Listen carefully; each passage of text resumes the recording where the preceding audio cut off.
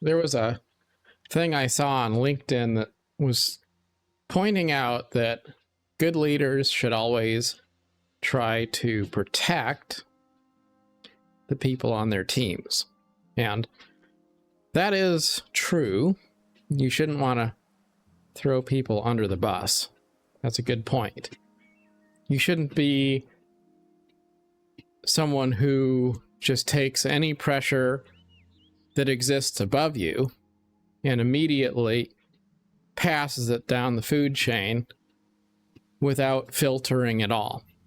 You shouldn't be a person who is unwilling to make a stand to advocate for others. All of these things are true. But there's this notion that there is nobility in protecting people. And while true, there's also a few specific types of problem which arise from the premise of protection, especially on teams, in workplaces, things like that. So first of all, limitation and control and manipulation is a big part of that. If you're a controlling person, then it's very possible that you will want to protect people. But the reason you're protecting them is not coming from a place of wanting what's best for them, as much as it's coming from a place of wanting what suits your interest and what bolsters your ego. That's sort of like the man of the house who has a wife. He's a controlling guy, kind of macho, and he doesn't want his wife to work, doesn't want his wife to have an education, just wants her to kind of sit there in the house, and he will admire himself for being the bread earner, and he will say that he works a lot for the purpose of caring for his family and protecting them from the world. But really, it's not about protecting them from the outside world.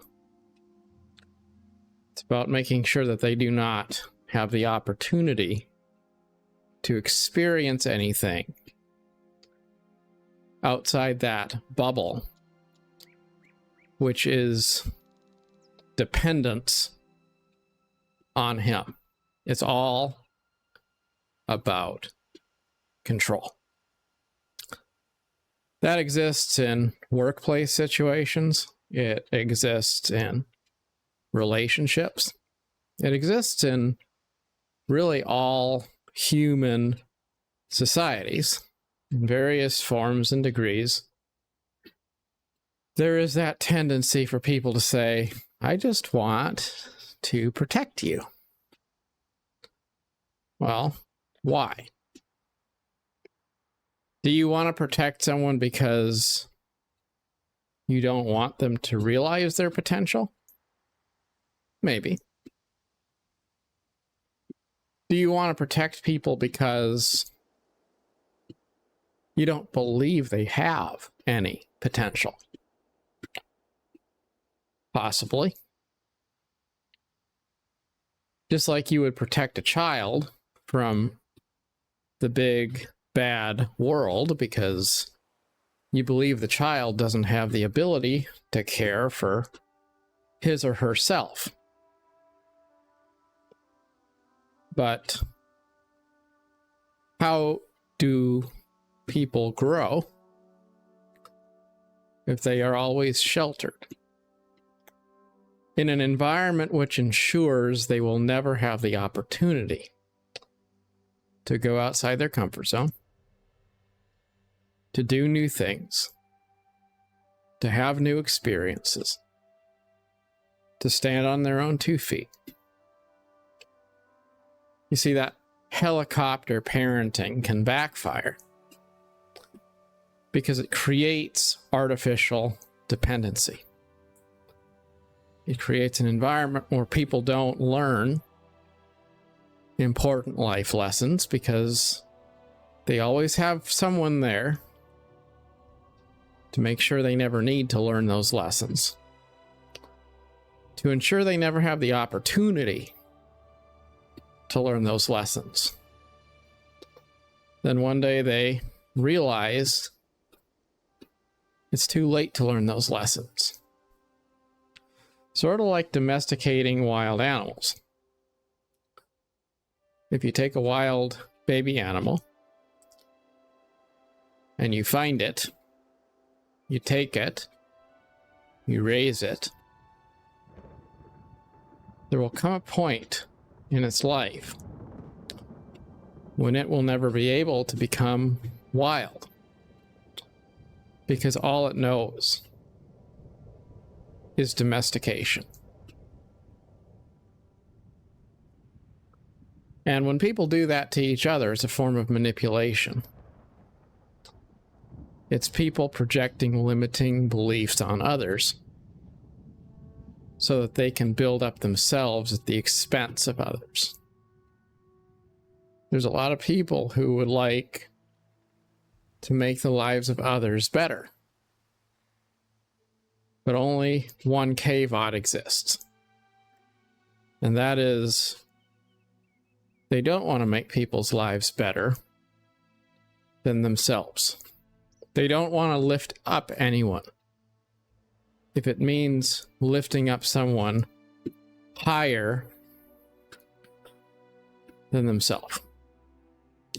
They do want to lift people up as long as it's still creating a dynamic of others being indebted to them. As long as it elevates themselves above others so that they are at the top of the pyramid and the followers are below, then yes, they will lift up others.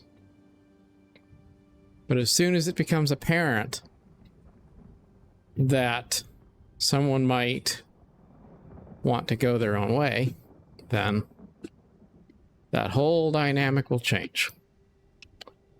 And they will try to sabotage people. Because just like the evil queen looking in the magic mirror saying, "Who is the fairest of them all?" They always have to be the fairest face in every room. So there's that kind of false protection. Things that would seem to be fair and kind even. Things that might even make your life easier. But they don't, in the long run, make your life better. And you know it. That's one kind of protection we need to be careful about. Whether that's in the form of a manipulative relationship, or maybe in the form of a toxic workplace. There's a lot of different examples. Now, another type of problematic protection is the concealment of a toxic culture. So, let's say that you're in a workplace and your boss will always protect you from other people who might be out to do you harm. Well, that's good. It's always nice to have someone watching your back, certainly. But the question is, why is it that you need someone to watch your back? Why is there a culture that bad things will happen to you if you don't have someone bigger and badder playing favorites to make sure nobody picks on you? If that is the culture, then there's something toxic and fake about the entire motive of the organization that you're part of. Because if we have a culture where everyone wants to genuinely help others to succeed, then it would stand to reason that you don't really need someone continually watching your back, because everyone will watch each other's back. And usually that sort of a toxic environment goes hand in hand with that limiting, controlling culture where you have one leader at the top that manipulates everyone else. And people say the right things, but they carry a dagger behind their back. And everything is built on a dependence upon that leader figure that sets the tone for everything. People don't work together. People don't care about each other. All they care about is putting on the right outward impression while trying to bolster their own position in a hierarchy. If that's the culture of a workplace, well, yeah, you might need to be protected from all of the vicious, backstabbing people. But the solution is not better protection. The solution is to find a place where you don't have to worry about protection.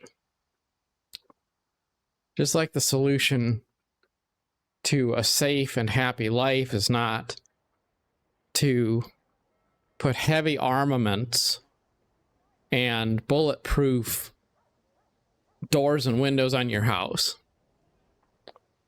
It's to live in a place where you don't have to live in a fortress to feel safe.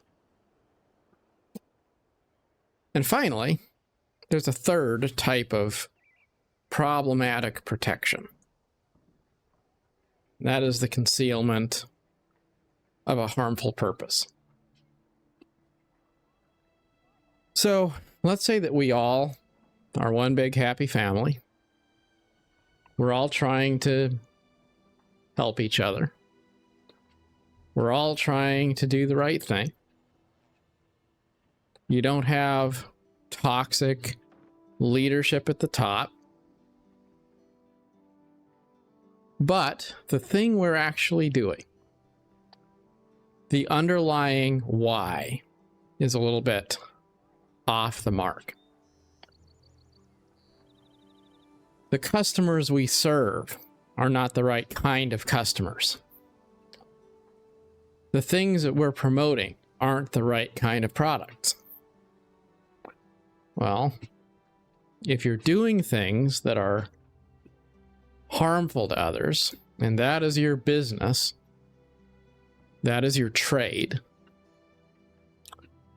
then you kind of have to protect yourself from your own customers.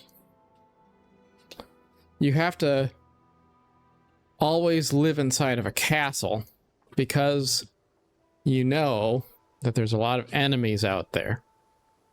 People who have a certain degree of animosity toward you and your organization and your group. And what that really leads to is the importance of having a spirit of service to a community that's greater than just yourself. And this is very true for businesses. When a business is trying its best to just be very large, to make as much money as it can, to be as successful as it can be, and the entire purpose is all wrapped up in that profit motive. Or maybe it's a family, which is materialistic. And all of the things that people do are geared toward that notion of keeping up with the Joneses, of being able to have something worthy of bragging about. Well, then you have to keep your guard up, because there's always someone out there who wants to hurl flaming arrows at the people who are living in the high castle.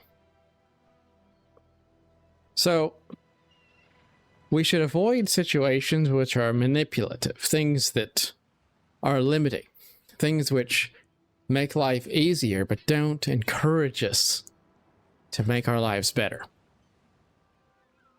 We should also avoid toxic environments where we have the benefit of protection in a situation where there's an elevated amount of risk. It's better to be at peace than it is to have strong walls. And finally, we should always put ourselves into situations where we genuinely believe in the nobility and the value and the spirit of service toward others as our guiding narrative. That's why we do what we do. So, if you're doing things for the right reasons, at the end of the day, you probably can trust other people more. You probably don't have to have your guard up as high.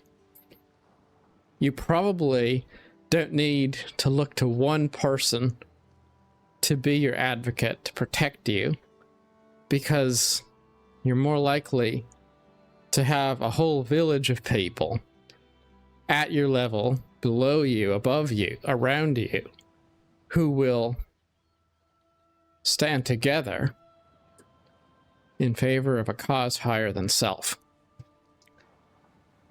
Then, of course, coincidentally, there are some times in any organization where you have to kind of pick one person who's going to be the boss of something. And that's not because one person's better than another. It's not an ego trip. It's just sometimes there has to be a certain degree of command structure. But if you're building on that base foundation, then all of those problems are less likely to manifest. And yes, there's going to be rivalries and frustrations and disagreements to some degree.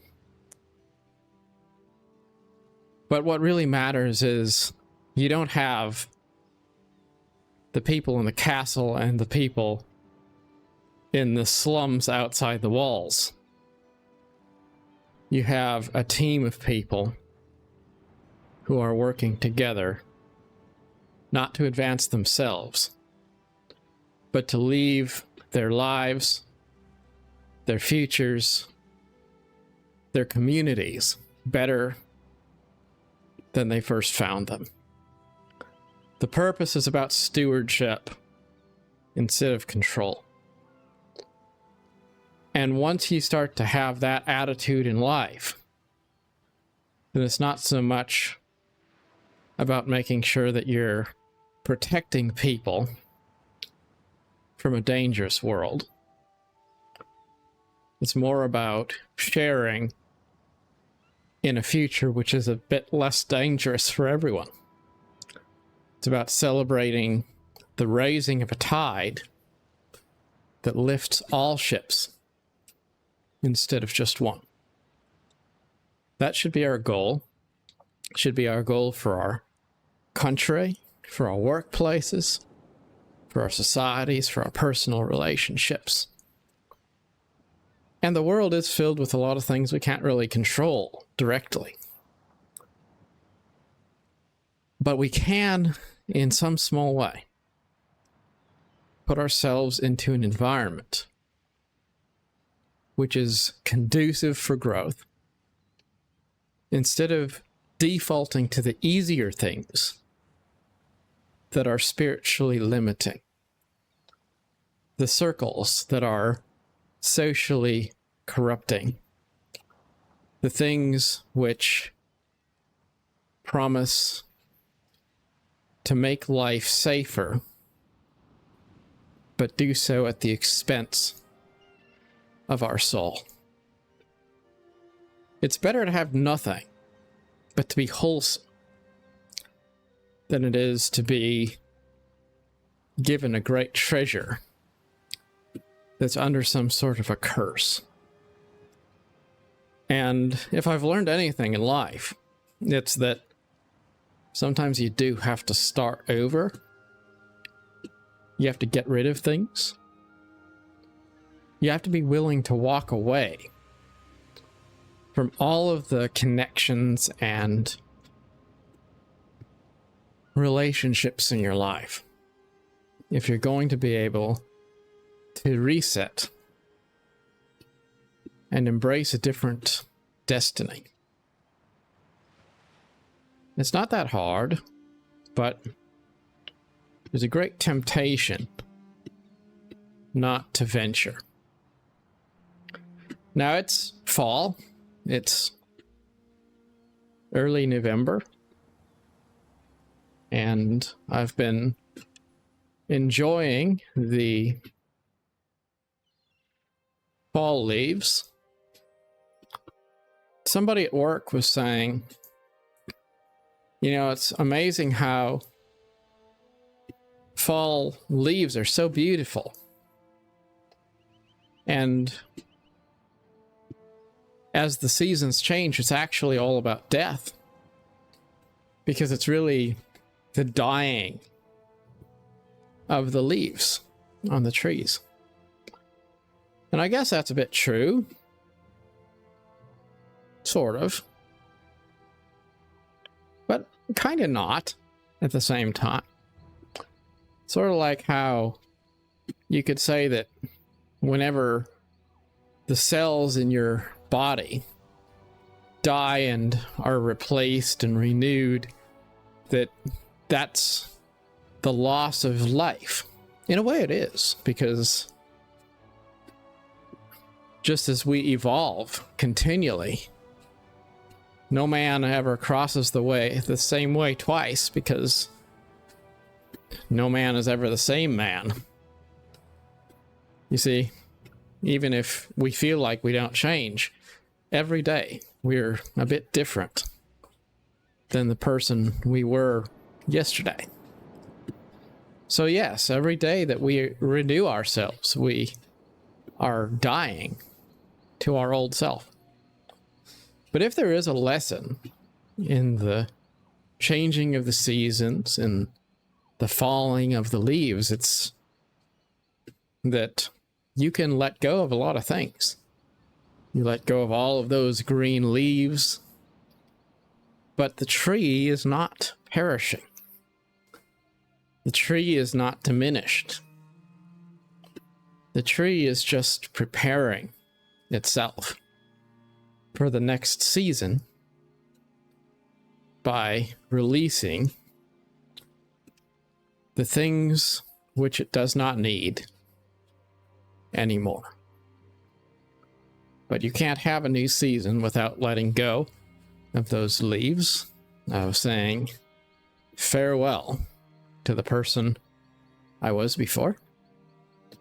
Farewell to old friends and old relationships and old jobs and old places. And in the silence which follows, there is something new. But it really isn't death, it's just the different phases of life. And that's a powerful thing to remember as we try to let go of the things that are a bit toxic in our lives. It's not about saying the past is evil or disavowing it. It's just understanding that there is a time and a season for everything. And sometimes the things that made previous seasons bountiful are not the things that we need to take with us into future periods of our growth. So don't be afraid to let go of things. Don't be afraid to let go of relationships. And don't be afraid to surrender things, just like the fall trees do every season. And yet in spring, they are always beautiful and green once again. So there is hope, indeed. We do not need to despair. But be careful of those things that promise an eternal summer. The things that promise some sort of convenient protection and safety.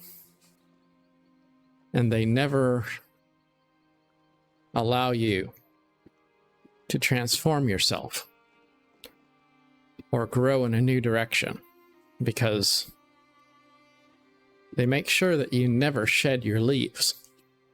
Sort of like a potted plant I used to have. Lived inside, didn't really get enough light, and, you know, it lasted. But then the soil didn't really have the nutrients it needed, and it didn't have the drainage it needed, and it just kind of languished. It didn't really die, it just never really thrived. You compare that to a garden that's grown outside, where you have all of the seasons and you have all of the biodiversity, and you can see everything is so much more healthy and alive when it's not kept in a little echo chamber under the guise of protection.